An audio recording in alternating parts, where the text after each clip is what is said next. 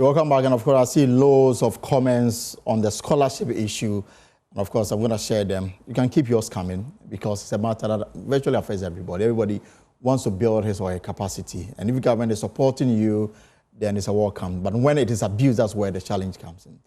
Now, let's talk about illegal mining and other related matters to the Lands and Natural Resources Minister, because the Sector Minister, Emmanuel Amakofibua, says 907 out of the 1,278 small-scale mining licenses are currently under review for possible revocation due to irregularities identified by the Small-Scale Mining Review Committee.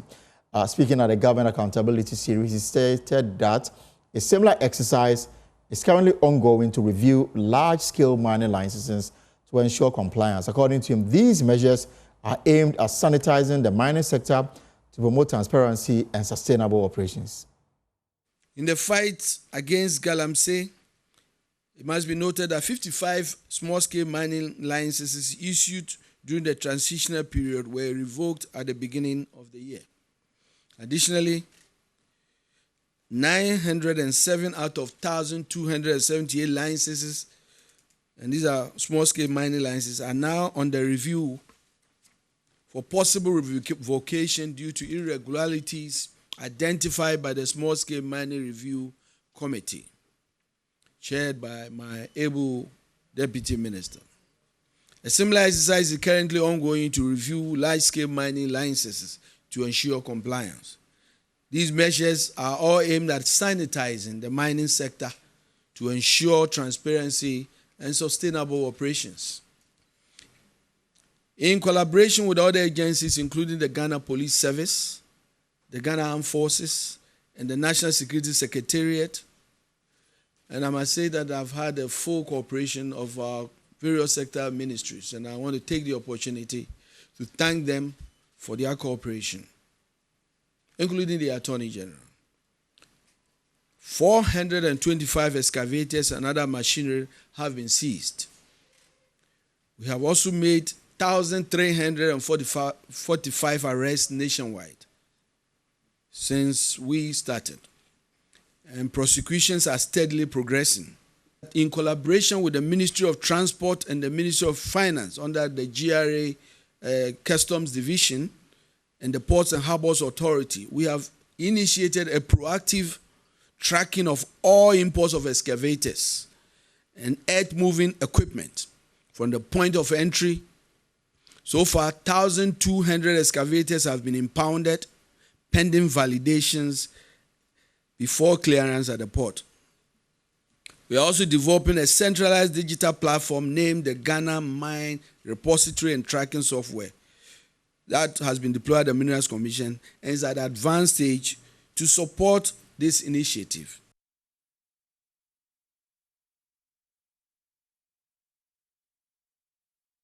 Well, let's say, because the future of a $100 million Black Volta gold project was in limbo until recently, as dispute between Azuma Resources Limited and engineers and planners threatened to stall its progress. However, the Minister for Lands and Natural Resources, Emmanuel Amakofibua, revealed that the two companies have now resolved their differences amicably, following an earlier ultimatum he issued for the matter to be settled. Yes, I issued a directive on the July 10th and there were really good justification for the minister responsible for mining to do that. First, Ghana is a shareholder in that enterprise. We have 10% in that enterprise.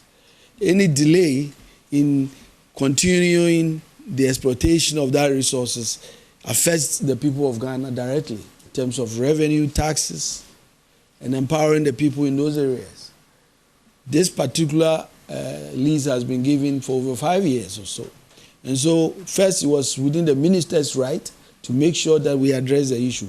But I'm happy to inform you that after that letter, these two companies have really made progress. In fact, I received a letter from Azuma Resources informing me that they've reached very conclusive agreements with the EMP. And that should tell you that I think those in it, that letter really has impact.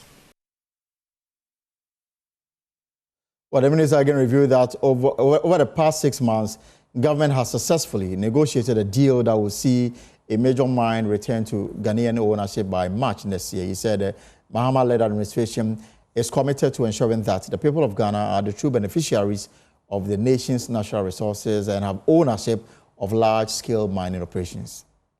And so some of those agreements are really, sanctified, and we are going to respect that. But going forward, exactly what are the things that we can do to really empower the people of Ghana and make sure that the resources of Ghana, all of the things we are doing, if you look at the Mining Act and the things I've said, are basically putting Ghanaians at the commanding height of our industry, empowering the people of Ghana.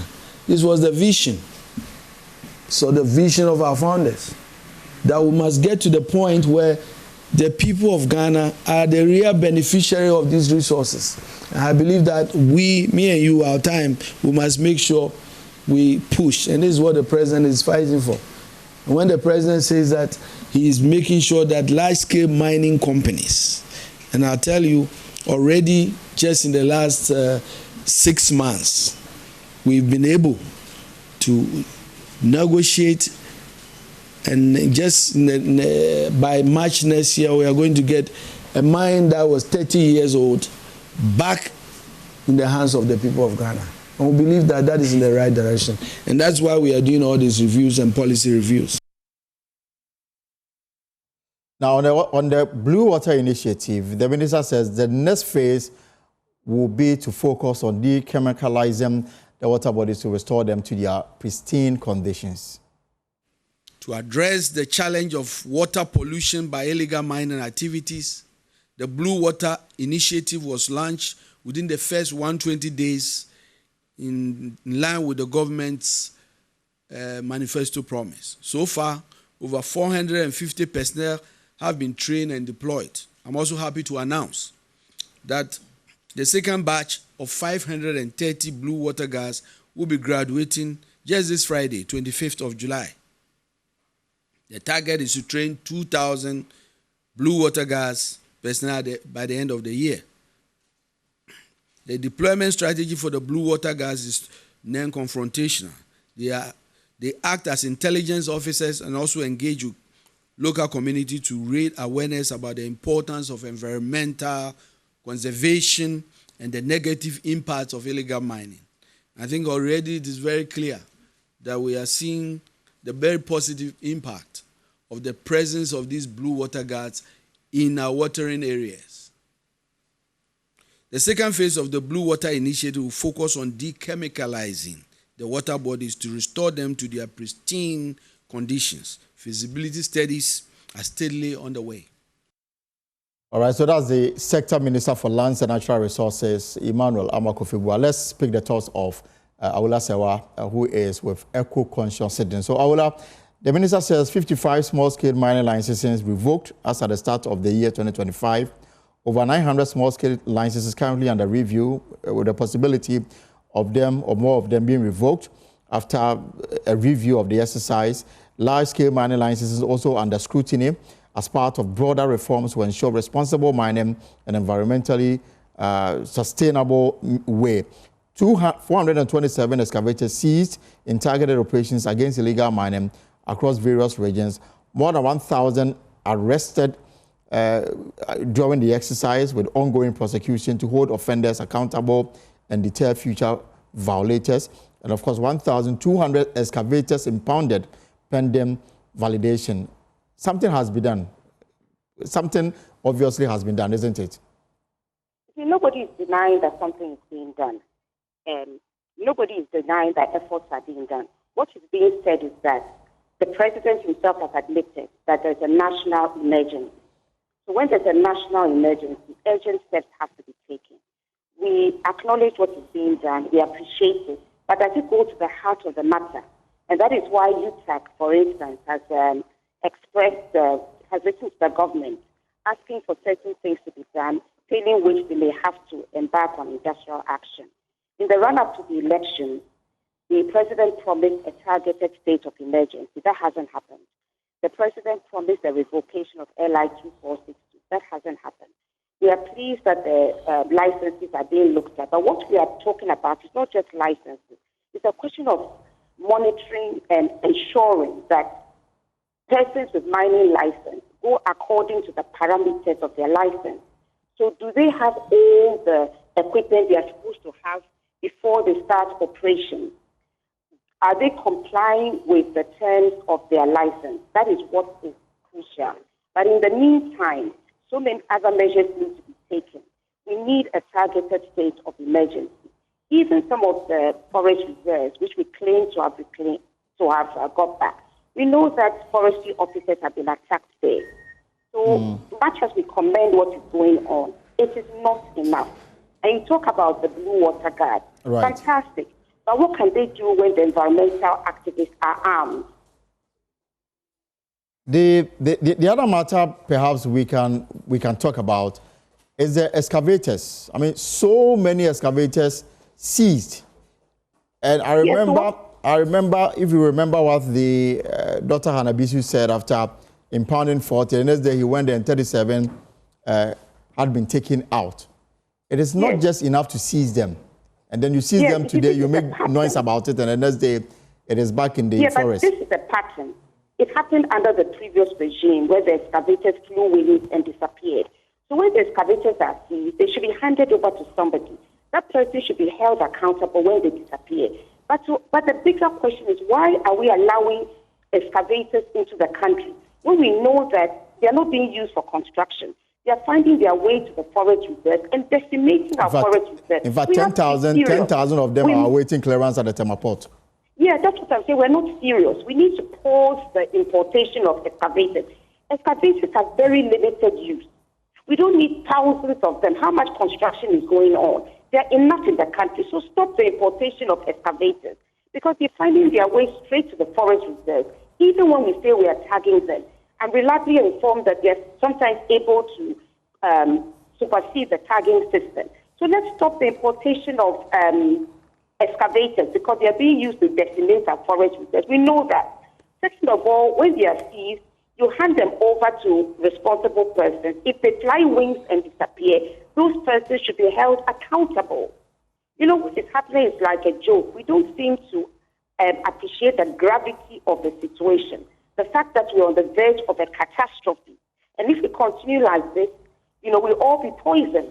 Already, CAS has told us that the kidney cases have quadrupled. And let me say this, when we're talking about intelligence from the Blue Water Guard, we have, for example, in Atronsu, a community of activists who have been trying to protect their only source of water, the Atronsu stream, from illegal miners.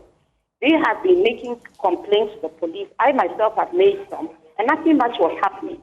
But on Farmers' Day last year, the activists were arrested, refused police bail, refused court bail, and they spent 5 nights in custody.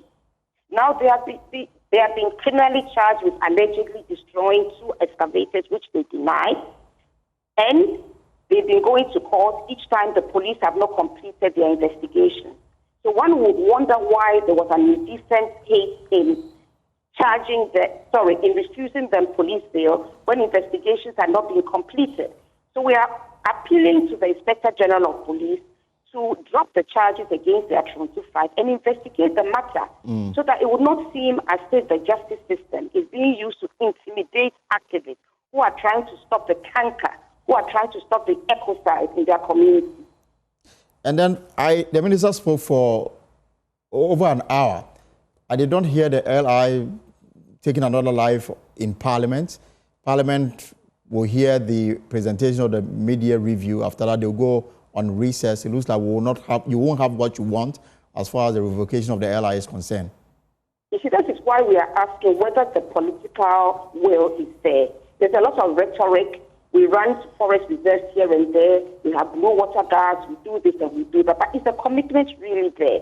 We have failed to declare a targeted state of emergency as promised to Ghanaians. We have failed to revoke LI 2462, which is a low-hanging fruit. And we've rather done an amendment which doesn't go to the root of the matter. So Ghanaians feel let down. Ghanaians have given this administration an overwhelming majority to deal with the canker of illegal mining. And what is going on is not what Ghanaians want.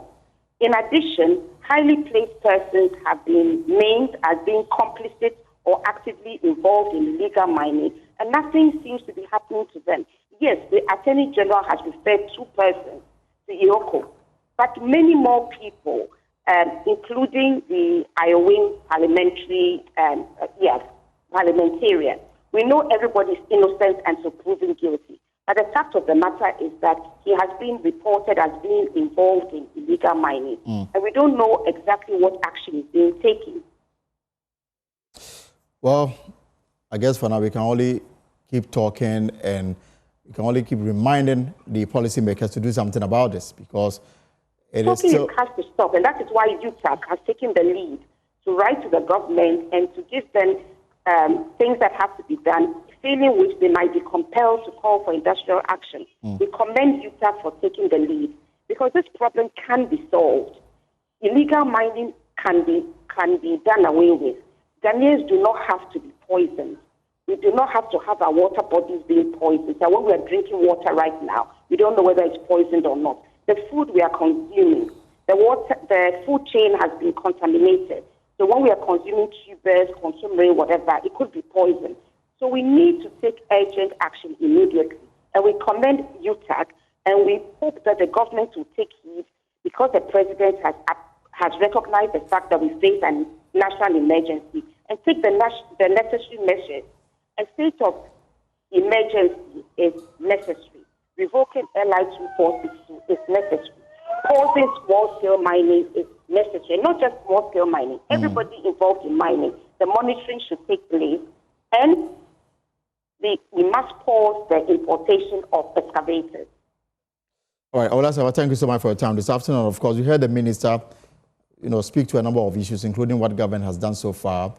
The arrests, over 1,000 of them, 1,200 people arrested in Galamsey areas. There's also they've also impounded several in their thousands excavators, and they are also reviewing papers for over 10,000 excavators imported into the country. And as we heard President Mahama say some time back, Ghana appears to have more excavators than the whole of Africa, and most of them are used to destroy our environment. We are keeping tabs on this particular matter, and then we'll do more on the matter of illegal mining. As we look forward to the media review tomorrow, whether or not Galamsey will be given mention by the finance minister.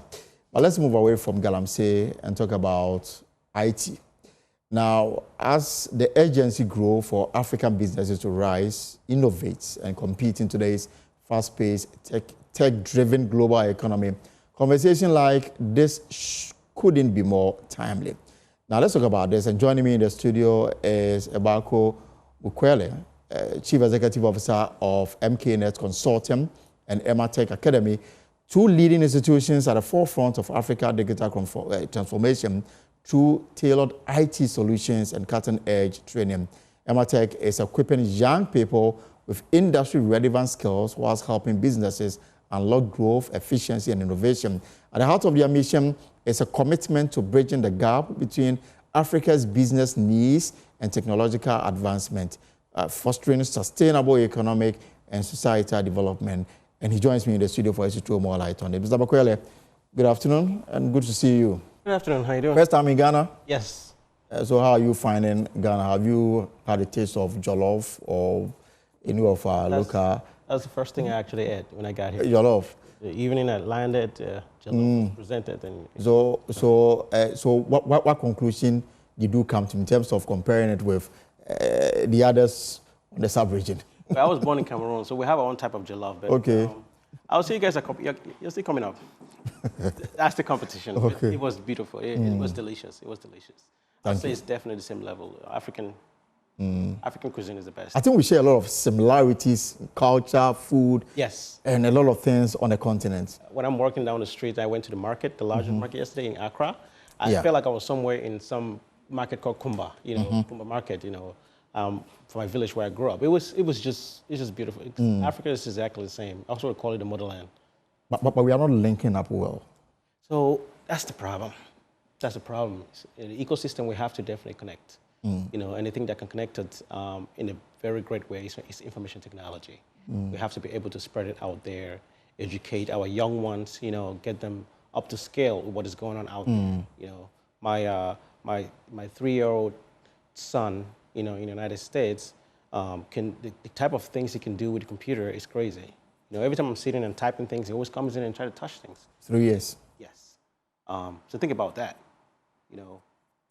What age do kids in other parts? I'm just going to talk about just Africa, remote parts of the world, right? When are they actually exposed to information technology? So that's where it starts, and it takes it to a whole different level. So when you look at that scenario, and then you replicate it in Africa, does it give you the sense that we are being left behind? We're being left behind, I wouldn't say by the Western world, but we're being left behind by our own. We have to start incorporating information technology in schools at the youngest age. It doesn't matter. These kids, like American folks, teach the kids how to swim from like 11 months. Right. So that's how I have to replicate exactly the same thing. For us to be able to be competitive, we have to start very young. The future is the young. The youths control the future. We control a certain era, but it gets to the point where the young ones, good thing is that they're coming in a time where technology is really fast changing. Right. Things are becoming very easier. Nowadays you can do a lot of things in a very short period of time because technology has changed. So, but are we actually educating our African, youths about the tomorrow? And we've got a youthful population. We are. Yeah, I mean, as compared to other continents, we are ahead in terms of the young people that we have. And the thing is that we are not bringing them up to speed in terms of what technology can help change our economies, their living conditions, and everything. That's correct. That's correct. And that's why I'm here. That's one of the reasons why I'm here. To be able to start, I want to start with, first of all, you have to educate. A lot of things that people think they know, they don't.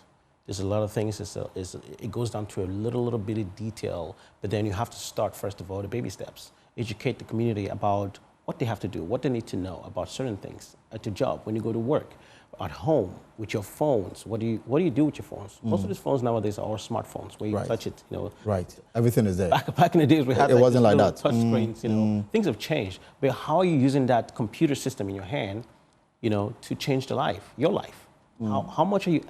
How are you learning the equipment itself for whatever it's doing? Have you ever thought about how does WhatsApp works? How does Facebook works? How does TikTok works? Right. I mean, in fact, I was having a conversation with somebody. This was last week. I told the person that the first time I went to London, this was around 2007. There was no Google Maps. Yeah. And so anytime I left the house, I had everything written out for me, and I will be checking maps to see where exactly. And now it's very easy to go wherever you want to go. But let's talk about the continent. I started with food, and food is business. But on a broader scale the advantages businesses on a continent stands to gain if they, if they adopt technology as a main tool to drive business. Yes. First, let me find out, what have you identified to be the major challenge that is pulling us back in terms of embracing technology as a whole? Yes. So I'll talk at different levels, right? I'm going to talk from the perspective of the local trader down the street, right? So I don't want to focus just on the rich folks, the folks that own the large hotels and stuff, right? They have networks also. But let's start with the local folks down the street, right? How do you get somebody who sells just something down the street, whatever it is, could be biscuits or whatever, how do you get them to expose their products? They get home, they work, that's what they do, that's how they make the living, right? They need to expose this content. Okay. How to expose it. Technology has to help them to do that. Okay, you get them, if you educate them how, let's say, can you come over, let's say you have a digital space where they can expose a product online. Now, before you know it, somebody who sells like a very, very nice, let's say food, talk about food. Somebody sells food, right? These days you can actually ship food. Right. Like you can dry it, make it in such a way where you can ship it overseas. There's a lot of Africans over there who have so much money, they want to eat their local food, but they don't have access to it. And you here, you make it. Now, what closes that gap is technology. You create websites, you have social media, you have all this stuff where if you expose it to the local folks down there, they know how to take pictures of this stuff, put it online. And before you know it, folks on the other side, they're exposed to it. True. And then now what the other part is, okay, if they're exposed to it, so how do they get paid? I'm very impressed of what Momo has been doing in Africa. Yeah. Because that was the biggest problem. I remember that back in the days when I was mobile money. Yes, mobile money. Because the trade. So you give me something, I give you back money, right? The business plan is always about getting money and then selling what you're creating.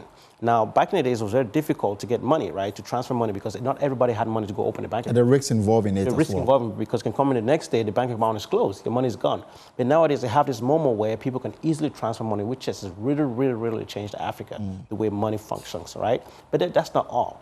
But then, how do I expose my product? How do I make it for this person somewhere who has money, who wants to spend money on me and make me grow, okay, to get to the next level? Technology. We have to educate our folks out there. Now, for the big folks out there, for the hotels and all the folks that have big companies, it's the actual digitalization of networks. So that's where you actually have to create, to buy the right equipment, hire the right engineers to configure it the right way, in a secure way, because there's a lot of hacking going on out here these days. Okay. So, just for a start, yes. No, but so you are in Ghana, and you've got products that businesses can take advantage of. Can you walk us through some of them? I'm sorry, say it again? As you are in Ghana, you've got products that businesses can take advantage of. If you can walk us through some of them. So, I wouldn't say what I'm selling. What I'm here to expose, right, is to educate folks about how to get their products to a place where people can see them. That's one thing. That's one thing. So what my company does is we help companies to be able to educate them first, and then to also build the architecture for them. So we do both. We educate and we build. Because let's say, for example, everybody's at a different level. Every business at a different level. Until you actually give access to those people who are trained enough to assess your network or assess your business to know how that can help your business grow. The levels, several steps in the way information technology can influence Africa, which is the productivity, increased productivity, right, and efficiency. So you have a business, say you have a hotel, and you have workers working at your hotel, right? How do you make your business to grow? First of all, productivity and efficiency, right? Efficiency only works if you actually create the right equipment for these workers to use these tools. Let's say if you have your customer service experience becomes a little bit more better. Let's say if folks are answering calls at a short period of time, they tend to do work that they were supposed to be doing like in a month. Now they're doing it in like 2 weeks. Right. Why? Because you provide the tools for them.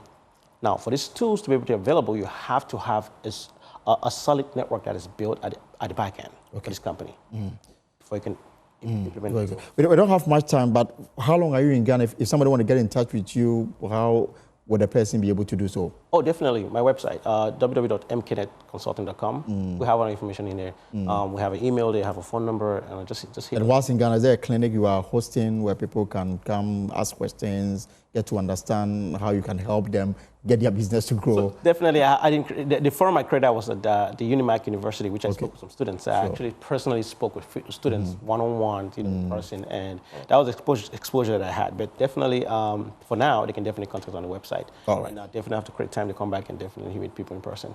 Okay. We'll leave it here, but hopefully we'll catch up again. Yes, sir. Well, folks, so we'll leave it here for now, but there's more stories on myjoyonline.com. And yes, so there you have it. There's the minority accuses NDC of hypocrisy over the Galamsey crisis, demands urgent action. Samijem Fissues, Fia Schwarzenegger, you want to get the details of that story plus others on myjoyonline.com. Whatever you are up to in the hours ahead, I hope it's profitable. My name is Elton Broby. Have a good evening and take care. Same time tomorrow, we shall be here to review the mid-year budget.